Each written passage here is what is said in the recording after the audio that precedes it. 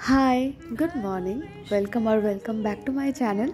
Also welcome to a brand new video. আজকে আবারও এইভাবে ব্লগটা শুরু করতে ইচ্ছে করলো। আজকে রেডি হয়ে ভাবলাম ব্লগটা শুরু করি, কারণ আজকে জলখাবার আমাকে বানাতে হয়নি। আর ব্যাগটা নিয়ে আমার অবস্থা দেখো কীভাবে নেব, সকালবেলায় উঠে সেটাই বুঝে উঠতে পারছি না।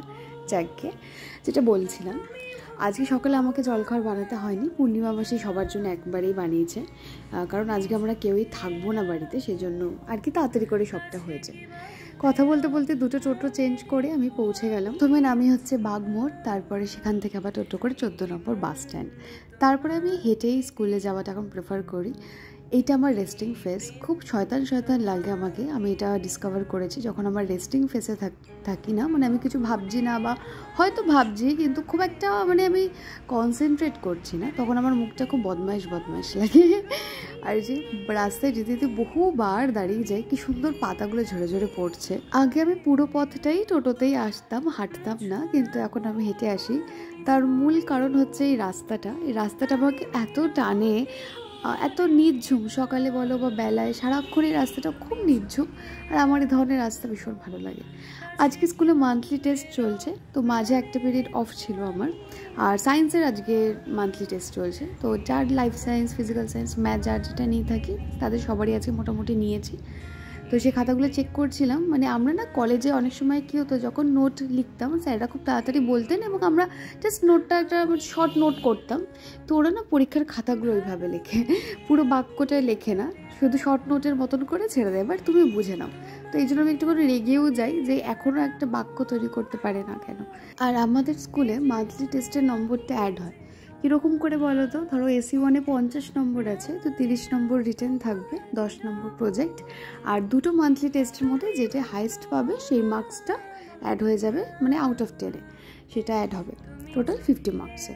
তো এই পরীক্ষাটা ভীষণ ইম্পর্টেন্ট ছিল, কারণ এই নম্বরটা অ্যাড হবে, তাও ঠিক করে পরীক্ষাটা দেয় না। আর এই কোশ্চেনগুলো যেগুলো ধরো ইম্পর্টেন্ট AC1-এর জন্য, সেগুলোই আমি মান্থলি টেস্টে রেখেছি, যাতে আরেকবার করে লেখাও হয়ে যায়, প্র্যাকটিস হয়ে যায়। আর ইম্পর্টেন্স আমি সেইভাবে আলাদা করে আর দিই না। ওরা সবাই জানে যে আমার কাছ থেকে ওরা কোনো দিন ইম্পর্টেন্স কিছু আলাদা করে পাবে না, তার কারণ আমি পুরো বই পড়াই, এবং পুরো বই পড়লে সব জায়গা থেকেই কিছু না কিছু এলে লিখতে পারবে, এটা আমার ধারণা। তো আমি ওইভাবে শুধু ইম্পর্টেন্সগুলো দিয়ে পড়াই না, তাতে না কনসেপ্ট ক্লিয়ার হয় না। আর সায়েন্সের কনসেপ্ট ক্লিয়ার না করে মুখস্থ বিদ্যে দিয়ে বেশি দিন চালানো যায় না। স্কুল থেকে বেরিয়ে একটা সুন্দর পলাশ গাছ আছে, এত দিন পর আবার চোখে পড়েছে, ভাবো। তো আমি ওখানে দাঁড়িয়ে বেশ কিছু ছবি তুলেছি, বেশ মানে আমার না, গাছের ছবি তুলেছি। আর আজকে বাড়িতে সকালে বললাম হয়তো ভিডিওতে যে কেউ থাকবে না, তো আমি এসে সব চাবি মার কাছ থেকে নিলাম, মার কাছে রাখা ছিল।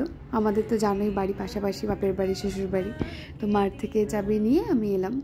আমি যখন বাড়ি ঢুকি, আর আমি না এমনি খুব মানে স্বল্পভাষী, ঠিক আছে, মানে এক এক সময় খুব কথা বলি, কিন্তু বেশিরভাগ সময়টা আমি একটু চুপ থাকতে পছন্দ করি, অবজার্ভ করতে ভালোবাসি, আর পছন্দের লোকের মাথা খেতে ভালোবাসি। তাদের সাথে আমি প্রচুর কথা বলি, যাকে। তো বাড়িতে ঢুকে আমি এরকম, আমার সাথে খুব কম দিনই হয় যে কেউ থাকে না। তো আজকে যখন দেখছি কেউই নেই, আমার একটু অদ্ভুত লাগছিলো, মানে অদ্ভুত মনে হচ্ছিলো যে কেউ নেই বাড়িতে, কীরকম একটা লাগছিলো। তো আমি সবার আগে টিফিন বক্সটা খালি করলাম।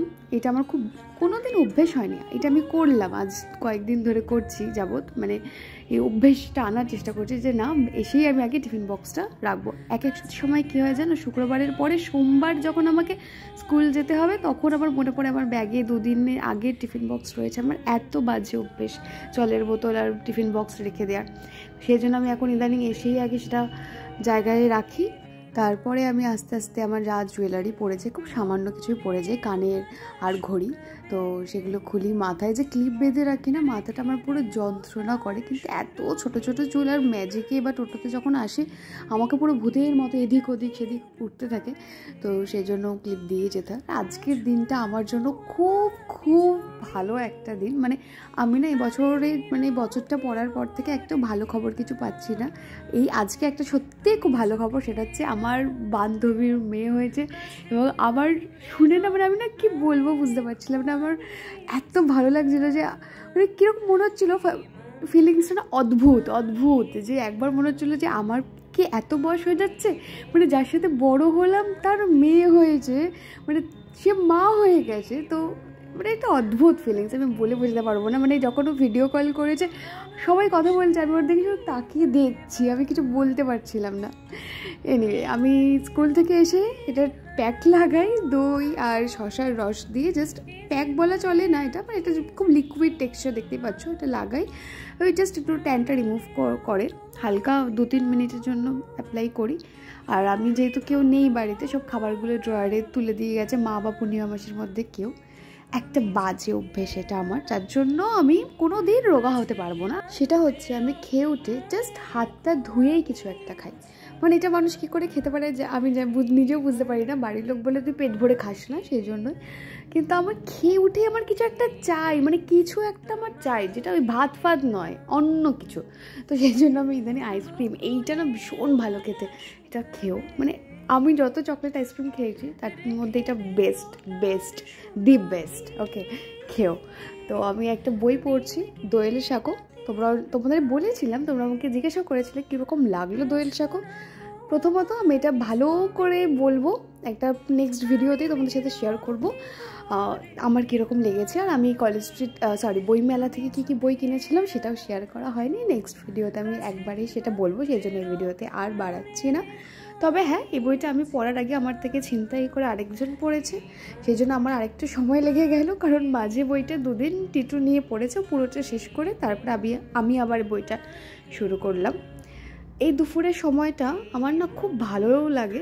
যখন কাজে যেতাম না তখনও ভালো লাগতো, এখনও ভালো লাগে। সারা দিনের মধ্যে যদি বলো তোমার কোন সময়টা সব থেকে প্রিয়, আমার এই দুপুর বেলাগুলো সব থেকে প্রিয়। আমি এই সময় নিজের মতন করে আগেও সময় কাটাতাম, এখনও কাটাই। স্কুল থেকে ফিরে এসে যখন আমি স্নান করে ফ্রেশ হই, তারপরে না মানে আমার ভীষণ এনার্জি চলে আসে আমার, তখন মানে আমি সব কিছু করতে পারবো। কিন্তু ঘুম থেকে উঠে আমার আর কিছু শরীর চলে না, মানে এত ল্যাদ খাই, 7টা 7:30 অবধি আমি শুধু ঝিমাই। কিন্তু এই দুপুরবেলাটা আমার খুব ভালো লাগে, আমি আমার মতন উপভোগ করি, একা বসে থাকি, আকাশ দেখি, পাখিদের আমার চিলে কোঠায় যে পাখিরা বাসা করেছে ওদের আওয়াজ শুনি। সন্ধ্যাবেলায় আজকে বহুদিন পর আবার এস্ট্রাচটা নিয়ে বসেছি, একদম বসা হচ্ছে না। আমি ঠিক করেছি এবার আমি একটুখানি ডেডিকেশন দিয়ে আবার নিজের জীবনটাকে গোছাতে হবে আমাকে। আমি খুব লন্ডভন্ড করে ফেলেছি, নিজেই লন্ডভন্ড করেছি, আবার নিজেই গোছাবো। তো আমি এখন ইমন রাগটা তুলছি, অনেক দিন আগে দিয়েছেন ম্যাম, প্রায় 2-3 সপ্তাহ হবে। আমি আজ নিয়ে বসেছি। এর আগে পিলু দিয়েছিলেন, পিলুটা আমার তোলা হয়ে গেছে, কোনো একদিন শোনাবো তোমাদেরকে। আর একটা গান হয়েছে এবছর, আমি না কোনোদিনও এভাবে টার্গেট রাখি না যে আমাকে এই বছরে এতগুলো গান তুলতে হবে, কিন্তু এবছর রেখেছি। না হলে ঠিক মতন একটা ছন্দে আসা যাচ্ছে না, এটা মানে সিস্টেমেটিক ওয়েতে সেটা করা যাচ্ছে না। আর তোমরা বেশ কয়েকটা ব্লগে দেখেছি কমেন্ট করে বলেছো আমি যেভাবে কথা বলি তোমাদের খুব ভালো লাগে। অনেক নতুন সদস্য হয়েছে যারা বলেছে যে আমার গলার ভয়েস তাদের খুব ভালো লাগে। আসলে কি বলো তো, আমি যখন ভয়েসটা দিই আমার যেটা মনে হয়, আমার একদমই মনে হয় না আমার গলা খুব ভালো, কিন্তু যেটা আমার মনে হয় সেটা হচ্ছে আমি গল্প করার মতন করে ভয়েস দিই, সেই জন্য তোমাদের খুব রিলেটেবল লাগে। আমি যেরকম হচ্ছে ফোনে হোয়াটসঅ্যাপে ভয়েস মেসেজ পাঠাই, ঠিক সেইভাবে কথা বলি যখন আমি ভয়েস ওভার দিই। হাসি, পজ নিই, মানে যেরকম আর কি, তুতলে গেলে তুতলেই যাই এরকম। আর সেটাই হয়তো মেন কারণ তোমাদের আমার সাথে এতটা রিলেট করতে পারার জন্য। আর তার জন্য আমি মানে চিরকাল গ্রেটফুল থাকবো যে এতগুলো মানুষ দূর থেকে আমাকে ভালোবাসে। আমি কিছুই করছি না তবুও ভালোবাসে। আর আমি তোমাদের ভালোবাসা সত্যি সত্যি মাথা পেতে গ্রহণ করি, তার কারণ ভালোবাসা গ্রহণ করতেও কিন্তু শিখতে হয়। অনেকে না ভালোবাসা গ্রহণ করতেই জানে না, মানে না নিজের অনুভূতি বলতে শেখে, না ভালোবাসা গ্রহণ করতে শেখে। তাই ভালোবাসা গ্রহণ করতে পারাটাও কিন্তু ভীষণ কঠিন কাজ। যাকে অনেক ভারী কথা বলে ফেললাম হয়তো, আজকের ব্লগটা আমি একটু ছোটোই রাখতে চাইছি। আজকে আসি, তবে দেখা হচ্ছে আবার একটা অন্য ভিডিওর সাথে। Till then stay happy, stay blessed and always stay positive. সবাই ভালো থেকো, বাই বাই।